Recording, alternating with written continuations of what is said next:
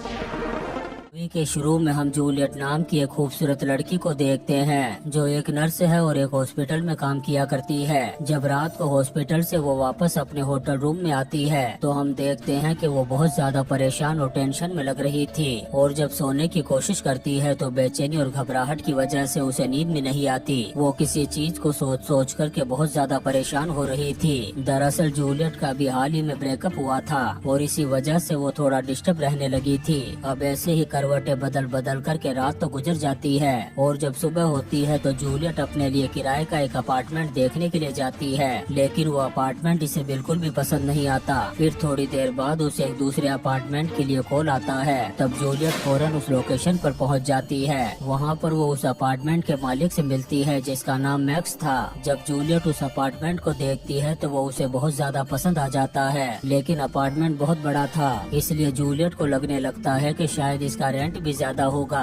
जब Juliet max से उसके रेंट के बारे में पूछती है तब मैक्स उसका रेंट बहुत कम बताता है। जब वो इसकी वजह पूछती है तब मैक्स उसे बताता है कि दरअसल इस अपार्टमेंट के नीचे से एक ट्रेन गुजरती है जिसकी वजह से लोग इस अपार्टमेंट को रेंट पर लेना पसंद नहीं करते, क्योंकि ट्रेन की वजह से डिस्टर्बेंस बहुत ज्यादा होता है और इसी वजह से मैंने इस अपार्टमेंट का रेंट भी कम रखा है। लेकिन जूलियट को इससे कोई भी प्रॉब्लम नहीं थी, उसे तो कैसे भी करके एक सस्ता अपार्टमेंट चाहिए था। अब वो इसको रेंट पर लेकर के अपने सामान को शिफ्ट करने लगती है। इसी दौरान जूलियट की मुलाकात यहाँ पर मैक्स के ग्रैंडफादर से होती है। जूलियट जब उससे बात करती है तो उसका बिहेवियर भी कुछ अजीब सा लग रहा था। इससे जूलियट को उसकी नीयत में खोट नजर आता है और जूलियट की खूबसूरती को देखकर इस बुड्ढे के अंदर का जानवर भी जागने की कोशिश कर रहा था। और जब रात को जूलियट अपने इस नए अपार्टमेंट में सोने की कोशिश करती है तो उसे यहाँ पर किसी के होने का एहसास होने लगता है। जब वो उठ करके चेक करती है तो वहाँ पर उसे कोई भी नजर नहीं आता।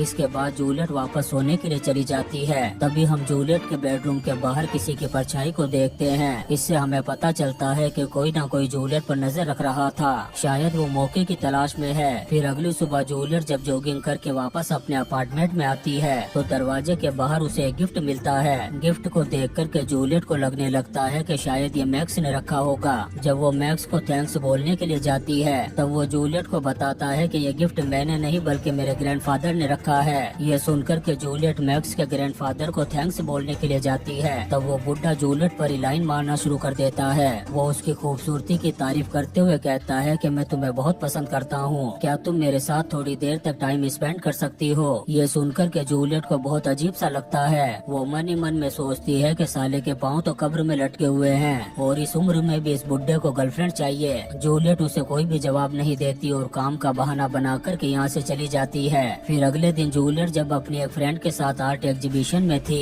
तभी वहाँ पर मैक्स आ जाता है और जूलियट से बातें करने लगता है। काफी देर तक ये इस एग्जीबिशन में टाइम पास करते हैं। फिर जूलियट मैक्स को अपने साथ घर चलने के लिए कहती है। अब ये दोनों बातें करते हुए पैदल ही घर की तरफ जाने लगते हैं। इसी बीच इन दोनों के बीच में अच्छी बॉन्डिंग और दोस्ती हो जाती है। तभी हम जूलियट के एक्स बॉयफ्रेंड जैक को देखते हैं जो दूर खड़ा होकर के इन दोनों को देख रहा था। अब जैसे ही जूलियट मैक्स के साथ घर पहुँचती है उसके अंदर भी कुछ अजीब सा होने लगता है और वो मैक्स को पकड़ करके किस कर लेती है, लेकिन मैक्स उसे यहीं पर रोक देता है और आगे नहीं बढ़ने देता। इससे जूलियट को भी अजीब सा लगता है और उसका मूड खराब हो जाता है। फिर अगले दिन जूलियट जब हॉस्पिटल में होती है तभी उसके पास मैक्स का कॉल आता है। वो उसे डिनर के लिए इनवाइट कर रहा था। फिर रात को जब ये दोनों डिनर कर रहे थे तब जूलियट मैक्स से पूछती है कि आखिर तुमने अब तक शादी क्यों नहीं की। इस पर मैक्स उसे बताता है कि इन चीजों के लिए मुझे बिल्कुल भी टाइम नहीं मिला, बस घर और ग्रैंडफादर की देखभाल में ही सारा टाइम निकल जाता है। अब डिनर करने के बाद जब मैक्स जाने लगता है तभी जूलियट फिर से मैक्स को पकड़ करके किस करने की कोशिश करने लगती है। अब यहीं से कहानी फ्लैशबैक में जाती है जहां पर हमें पता चलता है कि मैक्स जूलियट को पहले से ही जानता था। दरअसल वो एक बार अपने ग्रैंडफादर को लेकर के जब हॉस्पिटल गया था तब वहीं पर उसकी मुलाकात जूलियट से हुई थी और वहीं पर उसे पता चला था कि जूलियट अपने लिए एक अपार्टमेंट ढूंढ रही है। इसीलिए मैक्स ने अपना अपार्टमेंट जूलियट को रेंट रेंट पर देने के लिए कॉल किया था। यहाँ पर हमें ये भी पता चलता है कि फर्स्ट रात को जो परछाई हमने जूलियट के रूम में देखी थी वो किसी और की नहीं बल्कि मैक्स की ही थी। दरअसल मैक्स ने अपने अपार्टमेंट को कुछ इस तरह से बना रखा था कि वो जब भी चाहे जूलियट के बेडरूम में आ सकता था, और जब से जूलियट इस अपार्टमेंट में शिफ्ट हुई है तब से मैक्स रोजाना रात को इसके बेडरूम में आ जाता है और उसे सोता हुआ देखता रहता है। इससे हमें पता चलता है कि वो बुढ़ा तो जूलियट का आशिक था ही, अब बेटा भी जूलियट के प्यार में पागल हो रखा है। लेकिन जूलियट इसे तो कुछ चला कर के ऑफर दे रही थी। अब वापस से कहानी प्रेजेंट में आती है और हम जूलियट और मैक्स को देखते हैं जो एक ही बेड पर इंटीमेट होने की तैयारी कर रहे थे। लेकिन तभी अचानक से जूलियट उसे मना करते हुए कहती है कि मैं तुम्हारे साथ ये सब कुछ नहीं कर सकती। दरअसल जूलियट को अपने एक्स बॉयफ्रेंड जैक का ख्याल आ गया था क्योंकि वो अब भी उसे बहुत ज्यादा प्यार करती थी। जब जूलियट ये बात मैक्स को बताती है तो उसे बहुत बुरा लगता है, वो चुपचाप उठ कर के वहाँ से चला जाता है। फिर अगले दिन जूलियट जब एक सुपरमार्केट में पहुँचती है तब मैक्स भी उसका पीछा करते हुए वहाँ पर आ जाता है। तब जूलियट उससे कहती है कि प्लीज कल रात के लिए मुझे माफ कर दो। साथ ही ये भी कहती है कि मुझे अपने एक्स बॉयफ्रेंड को भुलाने के लिए थोड़ा टाइम चाहिए। ये सुनकर के मैक्स उससे यहाँ पर इस तरह से बर्ताव करता है कि जैसे उसे इस बात से कोई भी फर्क नहीं पड़ता। फिर रात को जूलियट जब अपने बेडरूम में सो रही होती है तभी वहाँ पर मैक्स आ जाता है और उसकी बॉडी पर हाथ फेरने लगता है। लेकिन तभी जूलियट की नींद खुलने लगती है। ये देख कर के मैक्स जल्दी से यहाँ से चला जाता है। अब जूलियट की जब आँख खुलती है उसे एहसास होने लगता है कि कोई उसे टच कर रहा था। वो उठकर के चारों तरफ देखने लगती है, तभी उसे वो रूम नजर आता है जहाँ से मैक्स उसके बेडरूम में आया जाया करता था। फिर अगली सुबह जूलियट मैक्स को उस खाली रूम के बारे में बताती है। तब मैक्स उसे बताता है कि मैं जल्दी ही उस रूम को भी ठीक कर दूंगा। इसके बाद मैक्स उस रूम को ठीक करने में लग जाता है और जब शाम को जूलियट खाना बना रही थी तब मैक्स छुप कर के उसको देख रहा था। तभी जूलियट के पास उसके एक्स बॉयफ्रेंड का कॉल आता है जिससे मैक्स को पता चलता है कि वो आज रात जूलियट के साथ डिनर करने के लिए यहाँ पर आने वाला है। फिर इसके थोड़ी देर बाद जूलियट जब चली जाती है तब मैक्स उसके किचन से होते हुए उसके घर के अंदर आ जाता है। फिर थोड़ी देर बाद यहाँ पर जैक आ जाता है। मैक्स जैसे ही जैक को देखता है फौरन जूलियट के क्लोजअप में जाकर के छुप जाता है। इधर जूलियट और जैक काफी देर बातें करने के बाद करीब आते हैं और इंटीमेट होने लगते हैं। अंदर क्लोजअप में छुपा हुआ मैक्स इन सारी चीजों को लाइव देख रहा था। इससे उसका दिमाग खराब हो रहा था और मन ही मन में उसे बहुत बुरा भी लग रहा था। फिर थोड़ी देर बाद जैक जब यहाँ से चला जाता है तब मैक्स गुस्से में आकर के चुपके से जूलियट के ड्रिंक में बेहोशी की दवा मिला देता है और थोड़ी देर बाद जूलियट उस ड्रिंक को पी लेती है। फिर जूलियट जब बेहोश हो जाती है तब मैक्स उसके बेडरूम में आ जाता है और उसके पास बैठ कर के उसे हर जगह से छूने लगता है। बेहोश होने की वजह से जूलियट को कुछ भी पता नहीं चलता।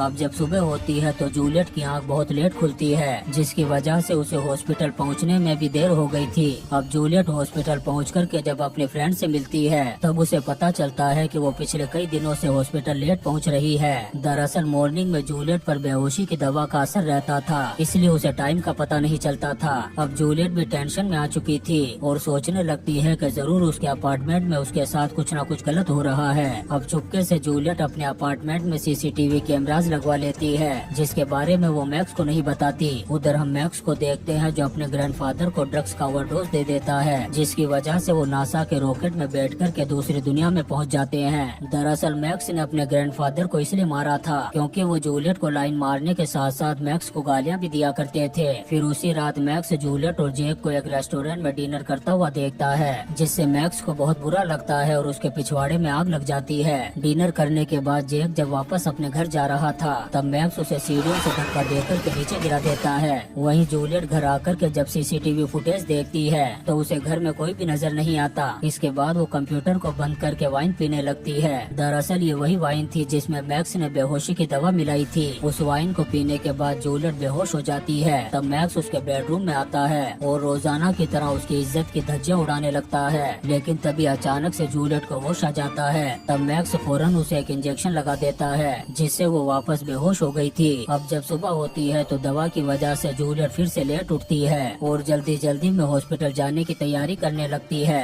तभी वो उस इंजेक्शन की सिरिंज को देखती है जो उसके बेड के नीचे पड़ी हुई थी। इससे वो समझ जाती है कि रात को कोई ना कोई उसे बेहोशी के इंजेक्शन दे रहा है। इसके बाद वो हॉस्पिटल पहुँच कर के अपना यूरिन और ब्लड टेस्ट करवाती है ताकि उसे पता लग सके कि कोई उसे ड्रग्स तो नहीं दे रहा। इसके बाद जूलियट के पास जैक का मैसेज आता है जिसमें उसने लिखा था कि वो आज रात को उसके घर डिनर पर आ रहा है। उधर हम मैक्स को देखते हैं जो जूलियट के बेड पर लेट कर के उसकी चीजों को छू रहा था। तभी जैक भी जूलियट के घर में पहुंच जाता है। उसकी नजर जब मैक्स के बनाए हुए सीक्रेट दरवाजे पर पड़ती है। वो खड़ा होकर के जब उसे देख रहा था तभी उसके पीछे मैक्स आ जाता है और ये सीन भी यहीं पर कट हो जाता है। वहीं हॉस्पिटल में जूलियट जब अपनी रिपोर्ट देखती है तब उसे पता चलता है कि उसके खून में ड्रग्स है। इससे जूलियट बहुत ज्यादा डर जाती है और टेंशन में आ गई थी। अब वो जेक को कॉल करती है ताकि उसे घर जाने से रोक सके, लेकिन बहुत कोशिश करने के बाद भी जेक का कॉल नहीं लगता। अब जूलियट घर पहुँच कर के फौरन सीसीटीवी कैमरे की रिकॉर्डिंग को चेक करने लगती है। जब वो रिकॉर्डिंग को देखती है तो उसके पैरों के नीचे से जमीन खिसक जाती है। उसे पता चल जाता है कि उसे बेहोश करने वाला कोई और नहीं बल्कि मैक्स था।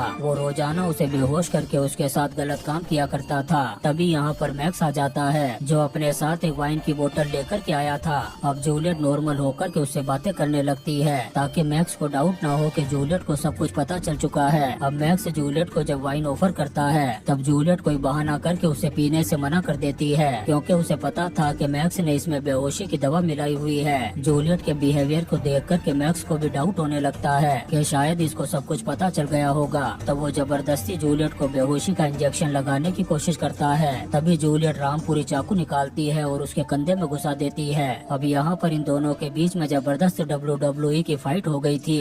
मैक्स जूलियट की इज्जत लूटने की कोशिश करता है। तब जूलियट किसी तरह से अपने आप को छुड़ाकर बाथरूम में जाकर के दरवाजा लॉक कर लेती है। इसके बाद जूलियट जब बाथरूम में लगे हुए आईने में अपने आप को देख रही थी तभी मैक्स उस आईने को तोड़कर के अंदर घुस जाता है और जूलियट को नासा के रॉकेट में बिठाने की कोशिश करता है, लेकिन वो उस पर हमला करके वहाँ से भाग करके एक रूम में चली जाती है। यहाँ पर जूलियट को एक ड्रिल मशीन मिलती है जिसके जरिए से वो भागने का रास्ता ढूंढती है। तभी मैक्स आ जाता है और एक पंच मार करके उसे नीचे गिरा देता है। इसके बाद मैक्स जब उसे जान से मारने ही वाला था तभी जूलियट उस मशीन से हमला करके उसे बुरी तरह से जख्मी कर देती है, लेकिन मैक्स फिर भी जूलियट को पकड़ने की कोशिश कर रहा था। तब वो भाग करके जैसे ही एक स्टोर रूम में पहुंचती है वहां पर जेक की लाश देख करके शॉक्ड हो जाती है। दरअसल जेक को मैक्स ने ही मारा था। तभी यहाँ पर मैक्स फिर से आ जाता है और जूलियट को जान से मारने की कोशिश करता है, लेकिन जूलियट उस मशीन से बार बार उस पर वार करती है, जिससे मैक्स नाम के इस हवसी भेड़िए का यहीं पर काम तमाम हो जाता है। और इसी सीन के साथ ये शानदार मूवी द रेजिडेंट खत्म हो जाता है।